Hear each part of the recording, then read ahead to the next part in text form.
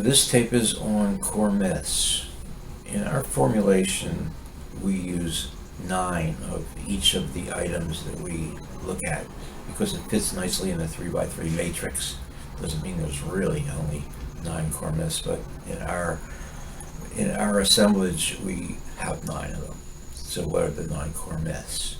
By the way, a core myth is a belief that comes about as a result of a very serious early life trauma, which sets off a lot of feelings that basically become an aura around you.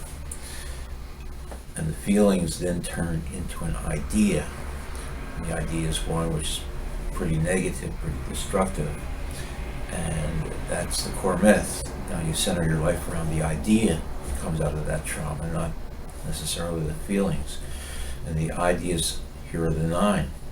The first one, see that a lot, is underneath it all, I am basically a failure. So you may be thinking, well, I got into opiates, a lot of bad things happened, I lost the marriage, I lost the job, but that's not the failure trauma that we're talking about. The failure trauma goes way, way back. It may have to do with a father who was very critical and basically didn't accept anything you did as valid, or living in a family where there was a favorite, an older person who was maybe in school very bright and very rewarded and very attractive, and you couldn't compare with that person, particularly in your parents' eyes. So this background trauma, which is the feeling of rejection and abandonment, turns into an idea, which is underneath it all, I am basically a failure. So that's the core myth we see most often. And then as you go through the opiate business, that reinforces the myth, and it over time becomes a reality. You see yourself as, I am a failure, and then you start doing things like not applying for jobs, dropping out of school, saying hostile things to your boss at work, and lo and behold, you become what the core myth is telling you you are. So it's a vicious circle, and it gets worse and worse, and that's why we have to have the awareness and have this core myth thing stop before it really takes root. All right, so what's another core myth? Another core myth is underneath it all, I'm basically worthless. Now, there's a lot of similarities between these myths, and they're in a sense the same thing said different ways. But the worthless might have been that you felt like your mother didn't love you, or your father didn't love you. They loved somebody else, or they were involved with drugs, and you don't have a sense of what they were preoccupied with, which let's say was drugs. You just have a sense that they didn't love you without your understanding why that was taking place. So feeling unloved and feeling abandoned and ignored turns into the idea of worthlessness, and the core myth underneath it all, I am worthless. So what happens? In relationships, that idea follows you. So you're in a relationship, maybe married, maybe with children already, but the idea that you're worthless is in there. So your mate, you are thinking, well, why is that person interested in me? I'm seeing myself as a worthless person. So they're going to eventually be interested in somebody else. It's just a matter of time. So you become very paranoid, and you imagine this other person cheating on you, being unfaithful, because you yourself, as you see it, is worthless. And you become attacking and very negative toward this person, and eventually they get annoyed and will leave you, which leaves you with the core myth validated. So the core myth begins with a trauma early in life. You act as if it's the truth, and lo and behold, things turn out that just validate it over and over again. That's why it's so dangerous and so destructive, and it's so important for the recovering person to find it and eliminate it. So that's the second one. Third one, like the others, comes from a trauma. The third one, it would be, underneath it all, I am bad and evil. Now, that's been reinforced by bad and evil things that you have done during your addiction, but that's not where it started from. That's only a validating series of events. We have to go back into childhood and explore, well, why do you think you're bad and evil? Well, it may have been that your father was abusive physically, very difficult to deal with, very negative towards you, and you felt like hurting him or killing him. You had bad, evil thoughts toward that parent that was abusing you, and started to feel guilty about your anger and rage, and decided out of that trauma that you were bad and evil, and that was what follows you. And of course, the opiate addiction validated the whole thing. And then you're looking now for the time when you're going to be punished, because there's a great deal of paranoia that comes out of that core myth. It's a very scary piece of business. And if somebody should die, let's say a relative, a brother, or a sister, or a mother, you feel that that's your punishment for the evilness that you're guilty of. So the world begins to make sense in a psychotic kind of way around this myth. It becomes very destructive, and it's impossible to move forward in life with crippling ideas like this one. This one's really a bad one. All right, so that was number 3. Let's go to number 4. Underneath it all, I am basically out of control. Now, everybody has come in contact with somebody who's been very controlling, perfectionistic, nothing's right. They're bullying you to get it right. They have their way of seeing how it should be done. It's what you're doing is not good enough. And they're basically a pain. This is a person with a coordinate myth that they feel that basically their world's out of control. And this is their defense mechanism, to control everything as much as possible, to get it back in control, and you're the person they're controlling. So it's easiest to see that on somebody else, but then to turn around and take a look at yourself, and what are you doing to control the other person, your children particularly, since it's justified now for you to correct the behavior and discipline the children. But if your core myth is you're out of control and they trigger that, then you're probably going to be very heavy-handed parenting, and there's going to be other relationships that suffer because you've got this core myth and you're trying to compensate and get things back in control. Okay, so where did it come from? Probably came from a chaotic situation early on, like your parents' marriage broke up, maybe a sibling died, or maybe there was a series of moves where you found yourself in another neighborhood, and maybe you weren't comfortable in that neighborhood, a lot of bullies, or maybe you were just an only child and felt out of control. So again, early life trauma, bad idea, reinforced by experiences that come after that, and then your actions actually create that reality. All right, that was 4. Myth number 5, underneath it all, I am basically disconnected, which means I don't have any real emotional connection to anybody, and nobody out there has any real emotional connection to me. It's all like a stage, actors and actresses, and nobody is really talking to anybody or cares about anything. It's all just two-dimensional people with no emotional connection at all. Very difficult to get involved with anybody. The superficial, the surface is everything, so it gets down to looks and how you're dressed and how much money you have, and put on a lot of jewelry to create a superficial that disguises the fact that there's very little underneath that is warm, open, and fuzzy, and pulls people in. You're disconnected. You feel they're disconnected from you. And where does it come from? Probably comes from parents that were disconnected from you. And you just had to disconnect also just to survive that, and got involved with your own little hobbies or your own little activities, but stayed disconnected throughout. Maybe you became a super student, but never really connected to people. And that's your core myth working at you. So that's 5, and we go on to 6. Core myth number 6, which is underneath it all, I don't belong.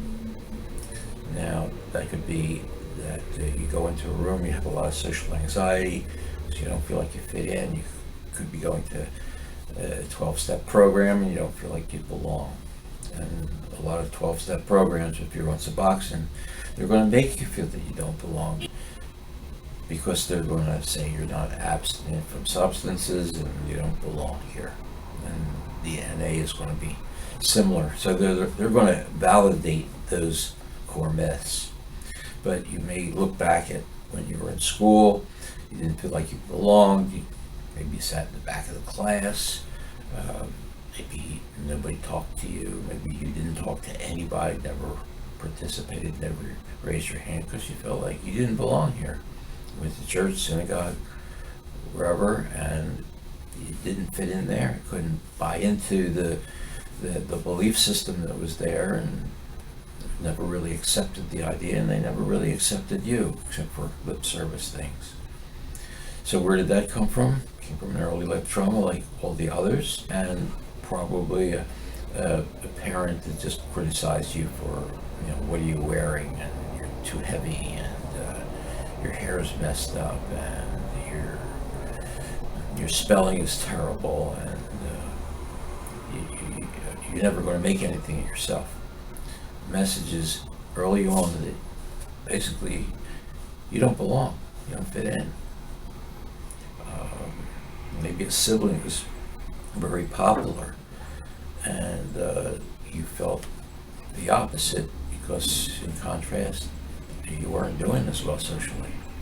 But it came from somewhere, and it will create itself in later life if you don't stop it now. Now we're up to number 7. That's an interesting one. Underneath it all, I am basically a wimp. Words you could use like coward, but the idea is you're afraid to stand up when you're being bullied around. You're intimidated. You have feelings of intimidation that come on when people become intimidating and threatening, and you cower, and that becomes very uncomfortable for you because your self-esteem, your self-image is very bad with this. So what happens is you start lifting weights, and you start winning athletic medals, and you start bullying people around because you have to disguise the fact that to you, you're a wimp. Get a Harley Davidson and a helmet with a swastika on it, and people will never guess. So you overcompensate, and you're going in a bad direction, because a lot of people are going to feel very uncomfortable around you because you're very much engaged in this. And then if you're in a relationship where the person is getting over on you, or intimidating you, or cheating on you, you're going to trigger around feeling like a wimp, and you're really going to come down hard on this person. Very hard, very damaging, and you're going to do a lot of ill will kinds of things in this relationship, and it's going to be horrific. So it's one to watch out for. Where does it come from?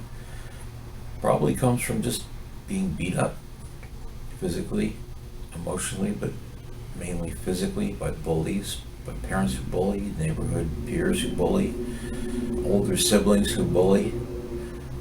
Just got yourself intimidated by somebody or what have you, made to feel like a wimp, and then it became the idea you had about yourself, and then all the defense mechanisms came And with those defense mechanisms comes a very self-destructive pattern, and it's really important to get out of it. Okay, so that was 7. Core myth number 8, underneath all, I am basically unlovable. So it's kind of like the worthless core myth. Worthless core myth is I really want to achieve something, but I can't because I'm worthless. Unlovable is, it's not so much achievement oriented, it's just basically who I am. And basically who I am is unlovable. It doesn't matter if I achieve a lot. It doesn't matter if I'm very important, make a lot of money. I can prove I'm not worthless, but I can't prove that I'm lovable because I just have that core myth capturing me, and at that point I really can't believe it. When somebody says I love you or I want to be with you or I feel good around you, you just see that as just sort of a passing thing that you can't really believe in, so your relationships are badly damaged. Another thing is you cling to the person that you're with. You also often choose abusive people because they choose people who feel unlovable, because as abusive as they are, the unlovable person will stick with them no matter what, no matter how badly they get beat up emotionally or physically. And you get caught into these relationships because you're like a magnet for abusive people, and you can't pull out because you're feeling I'm unlovable. This person is at least not throwing me out of the house. They may be beating me up pretty often and pretty badly, but they're not throwing me out. And if I ever left, I wouldn't ever find anybody who would have any interest in being around me, so I better stick no matter how bad it is. So you get abused and get abused and get abused because the core myth holds you there. So it came from early life trauma where you just didn't get good parenting. Parents who were involved with drugs, parents that just themselves could not open up, could not be good parents, and just treated you like an object, and put food in your mouth and clothes on your back, but never gave you anything emotionally. It gave you the sense that you were unlovable. Okay, that's number 8, and we're up to the 9th one. Underneath it all, I am basically doomed. This is another tough one, and it often comes from having experienced the loss by death of people that were nurturing to you early on, like a grandmother who you were very close to who died, or a sibling who died, or a marriage that broke up and you never saw the other parent again, or your mother just ran off with somebody, left you there with foster parents. But it was more than unloved, more than worthless. It just had a sense that there was, this was basically something you weren't going to survive physically, not just emotionally. And then a lot of times what validates that myth is there's a series sometimes of deaths. People you're close to, a friend dies, an uncle dies, an aunt dies.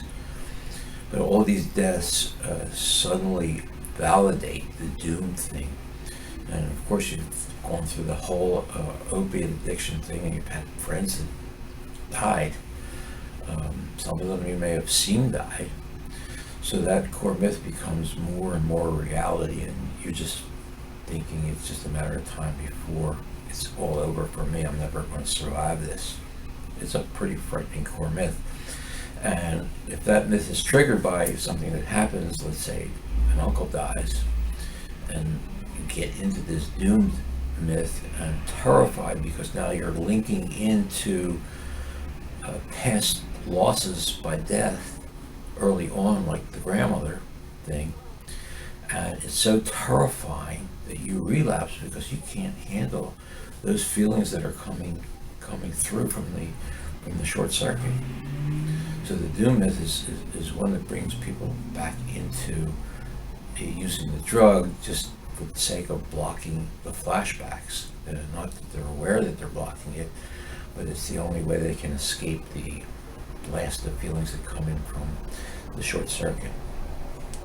So those are the 9 core myths. People will tell you they have all 9 of them.